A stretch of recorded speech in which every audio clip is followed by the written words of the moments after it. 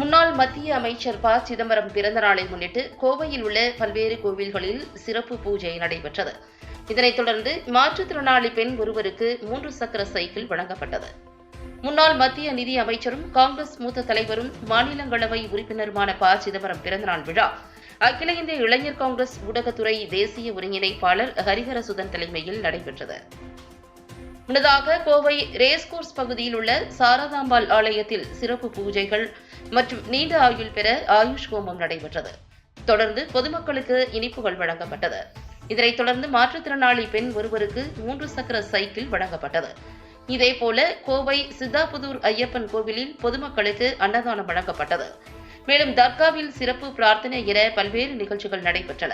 இந்நிகழ்ச்சியில் முன்னாள் சட்டமன்ற உறுப்பினர் MN கந்தசாமி, INTUC கோவை செல்வன், பச்சை முத்து, சவுந்தரகுமார் உட்பட பலர் கலந்து கொண்டனர். ப. சிதம்பரம் அவருடைய 80வது பிறந்த நாள் நிறைவடைகின்ற நிகழ்ச்சியாக இருக்கிறது. அவர் இந்த மாதிரி நிகழ்ச்சிகளை எல்லாம் விரும்பாவிட்டால் கூட அவருடைய தொண்டர்களையாக எங்கள் போன்றவர்கள் இன்றைய தினம் தமிழ்நாடெங்கும் இந்த நிகழ்ச்சியை தங்களுடைய குடும்ப நிகழ்ச்சியாக சிறந்த கோயில்களிலே வழிபட்டு கொண்டாடி கொண்டிருக்கின்றார்கள்.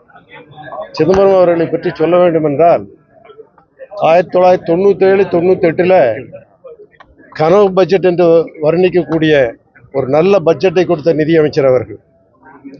எவ்வளவு ஆண்டு காலம் நிதியமைச்சராக இருந்தார்கள், எவ்வளவு பட்ஜெட் கொடுத்தார்கள் என்பதெல்லாம் முக்கியமில்லை, என்றால் அதை இப்போ இருக்கிறவங்களுக்கெல்லாம் பொருந்தும். எந்த மாதிரியான வடிவத்திலே பட்ஜெட் கொடுத்தார்கள், ஏழை எளியவர்களுக்கெல்லாம் என்ன செய்தார்கள் என்பதுதான் முக்கியம். அந்த விதத்தில் அவர்களுடைய மன்மோகன் சிங் அவர்களும் தலைவர் சிதம்பரம் அவர்களும் அந்த பொருளாதார நிபுணர்களாக 2 பேரும் இணைந்து இருந்த பொழுது இந்தியாவினை தொழில் வளத்திலும் சரி, விவசாய வளத்திலும் சரி, நாடு முழுக்க எல்லா நாடுகளும் ஒன்றாக பாவித்து முன்னேற்றம் செய்தார்கள். இன்றைய தினம் அந்த மாதிரியெல்லாம் இல்லை. ஏனென்றால் அந்த நல்ல நாளில் அதையும் சொல்லியாக வேண்டும். இந்தி பேச தெரிந்திருக்க வேண்டும், குறிப்பாக தமிழ்நாட்டில் இருக்கக்கூடாது. இந்த மாதிரியான பல காரணங்களை வைத்து தமிழ்நாடு புறக்கணிக்கப்பட்டிருக்கின்ற நேரத்தில் அடுத்த முறையாவது இந்த கூட்டணி எல்லாம் வெல்ல வேண்டும், காங்கிரஸ் கட்சி வெல்ல வேண்டும், சிதம்பரம் அவர்கள் மீண்டும் அதில் தலைவராக முக்கியஸ்தர்கள் ஒருவராக வர வேண்டும் என்றால் எங்களுடைய விருப்பம். அதற்காகத்தான் இன்றைய தினம் சாரதாம்பாள் தெய்வத்தை நாங்கள் எல்லாம் வேண்டிக் கொண்டிருக்கின்றோம். நன்றி, வணக்கம்.